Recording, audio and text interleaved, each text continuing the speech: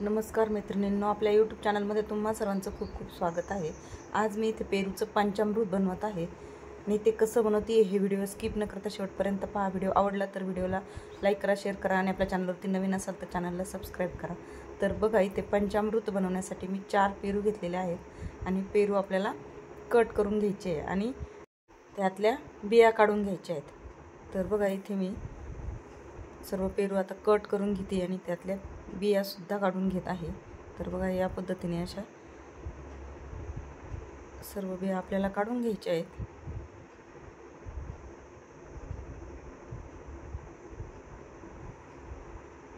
आणि जो वरचा मगज असतो त्याच्याच फोडी आपल्याला करून घ्यायच्या आहेत। बघा, या पद्धतीने छोट्या छोट्या फोडी करून घ्यायच्या आहेत।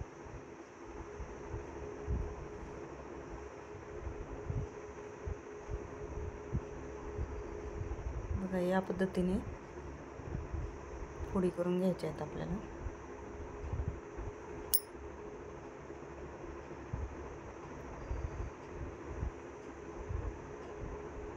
बघा, बिया पण अशा काढून घ्यायच्या आहेत। जर तुम्हाला नसल काढायच्यात, नाही काढल्या तरी चालतील, पण शक्यतो काढूनच घ्याव्यात, कारण ते खाताना असे दाताखाली येतात, म्हणून बिया सुद्धा काढून घ्या।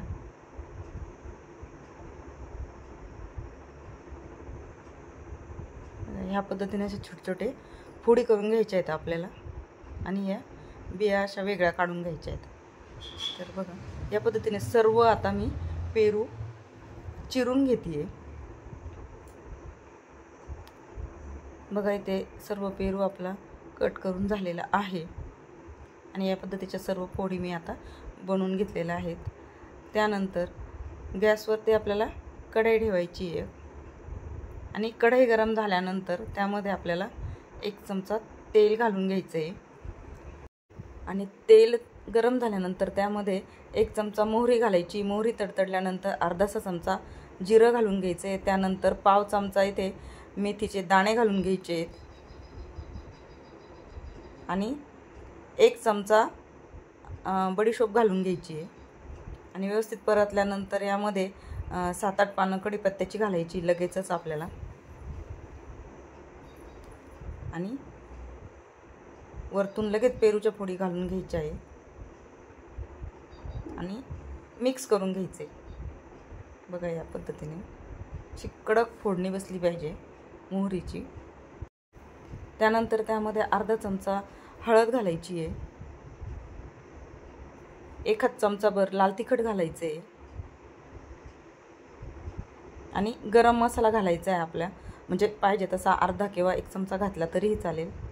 आपल्या आवडीनुसार तिखट मसाला घालायचा आहे आणि व्यवस्थित असं मिक्स करून घ्यायचे।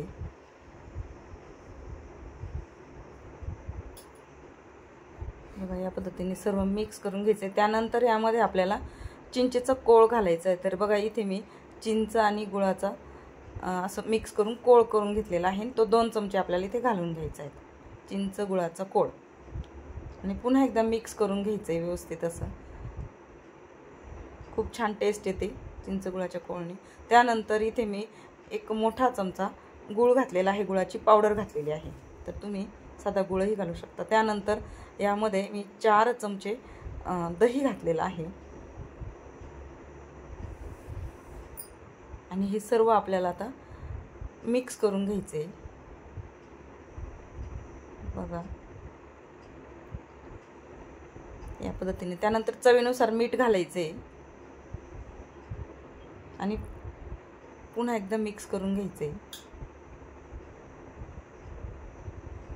त्यानंतर आपल्याला ह्यामध्ये थोडंसं पाणी घालायचं आहे। तर बघा, ज्या वाटीने मी चिंच गुळाचा कोळ घेतला होता त्याच वाटीने अर्धी वाटी आपल्याला पाणी घालायचं आहे। पुन्हा एकदा मिक्स करून घ्यायचं आहे आणि यामध्ये आपल्याला शेंगादाणे आणि तिळाचा कूट घालायचा आहे। तर इथे 2 चमचे शेंगादाणे आणि 1 चमचा पांढरे तीळ घेतलेत भाजून आणि त्याचा कूट बनवून घेतलेला आहे। तर हा कूट 2 चमचे मी इथे घालून घेतलेला आहे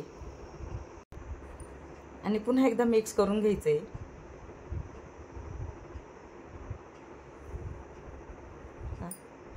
या पद्धतीने सर्व मिक्स करून झाल्यानंतर आपल्याला याला एक उकळी येऊ द्यायची आहे।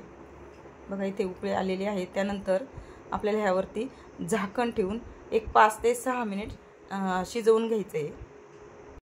5 ते 6 मिनिट शिजवल्यानंतर आपल्याला झाकण काढून घ्यायचं आहे आणि पुन्हा एकदा व्यवस्थित असं मिक्स करून घ्यायचं आहे. तर बघा, खूप सुंदर इथे पंचामृत तयार झालेलं आहे. सुवासही खूप छान येतो आणि टेस्टही खूप होते. नक्की ट्राय करा. कसं झालं आहे मला कमेंटमध्ये सांगा. बघा, खूपच सुंदर इथे पेरूचं पंचामृत बनवलेलं आहे. तर नक्की बनवून बघा आणि कसं झालं मला कमेंटमध्ये सांगा. व्हिडिओ आवडला तर व्हिडिओला लाईक शेअर करा. आपल्या चॅनलवरती नवीन असाल तर चॅनलला सबस्क्राईब करा. व्हिडिओ पूर्ण बघितल्याबद्दल सर्वांच्या मनापासून खूप खूप धन्यवाद.